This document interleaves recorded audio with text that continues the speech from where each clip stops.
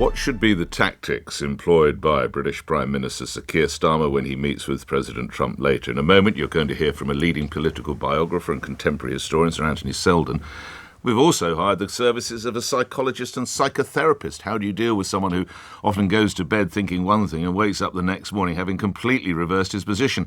But let's look at the political lay of the land first and go to LBC's political editor, Natasha Clark, reporting from Washington. Natasha.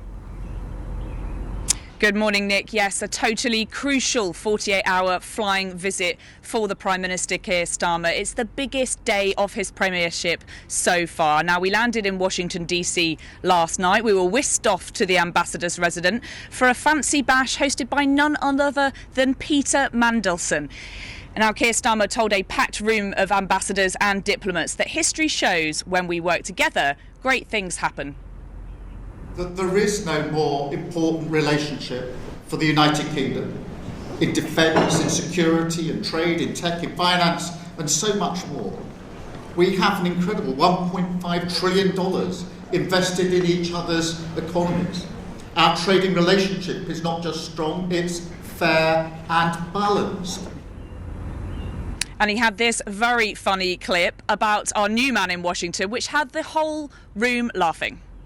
I've only just arrived, but already I can feel there's a real buzz around Washington right now. You can sense that there's a new leader in town, that he's a true one-off, a pioneer in business and in politics. Many people love him, others love to hate him. But to us, he's just Peter.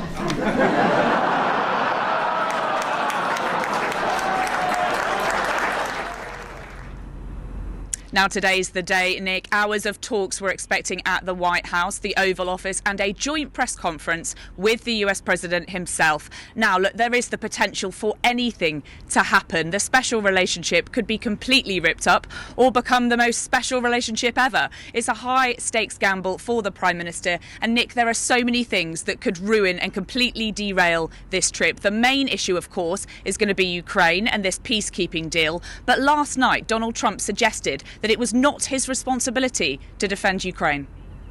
Well, I'm not going to make security guarantees beyond very much. We're going to have Europe do that because it's we're talking about Europe as the next door neighbor. I know that UK has said and France has said that they volunteered to put so-called peacekeepers on the site, and I think that's a good thing.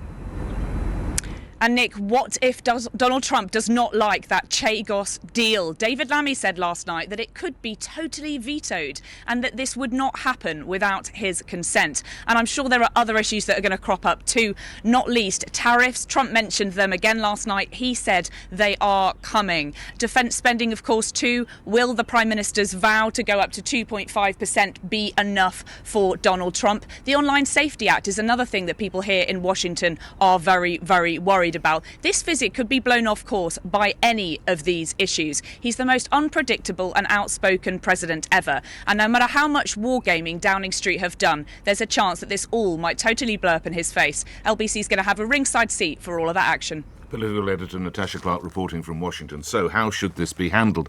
Let's turn first to Sir Anthony Seldon. Now, Sir Anthony is a leading best-selling political biographer, contemporary historian, and wrote The Architecture of Diplomacy, the British ambassador's residence in Washington.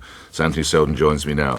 Sir Anthony, for one newspaper this morning, The Times, they say that the visit of a British Prime Minister to meet with a newly elected, or in this case re-elected, president is akin to the junior executive reporting to the boss. How accurate is that in your view? Morning.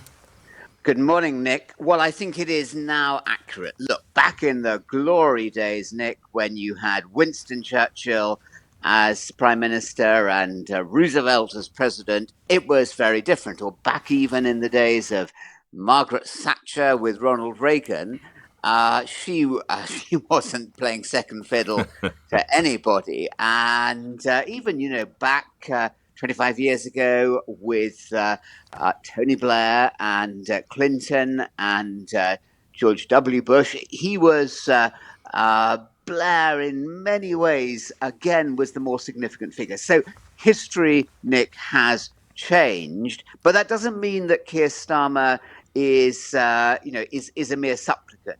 He's got things that he can offer President Trump, and if luck, I accept that point about luck and unpredictability, but it could just work out well. What does success look like for Sir Keir, Sir Anthony? Well, success is on one level photo opportunities that's going to show him as the kind of strong leader that he's found it very difficult in his first 9 months to establish. So that's an electoral or a political impact. But on substance, it is accepting that Keir Starmer, really has something to offer the Americans on Ukraine, that they're going to find a way forward that doesn't involve selling out to Putin, that it's going to be an acceptable deal with some British packaging round the deal. That's going to be important. And of course, on trade, warding off the threat of tariffs, which for the British economy is so precarious at the moment. If tariffs are put on, that would just tip the British economy. Now having found the increase in money for defence spending, I mean, it's so precarious. So yeah, I think your reporter is right. This is a high. Is it the most significant? I don't know. There have been incredibly significant meetings during war times also, but this is right up there, Nick, at the very top of the most historic potential meetings. So, Anthony, lastly, which presents the biggest hurdle, would you say? Chagos, Ukraine, tariffs, the Middle Eastern Riviera, Brexit. Which is it? Well, they're all pretty high up there, but I think tariffs, because tariffs would put Britain into a doom loop.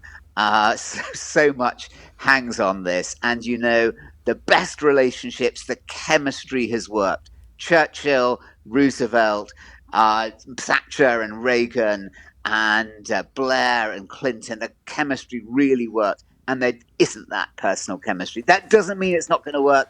It means it's going to be more unpredictable and a real challenge and fascinating to watch. As ever, thank you for all your input, Anthony. Be well. Sir Anthony Seldon, contemporary historian. Check out his books.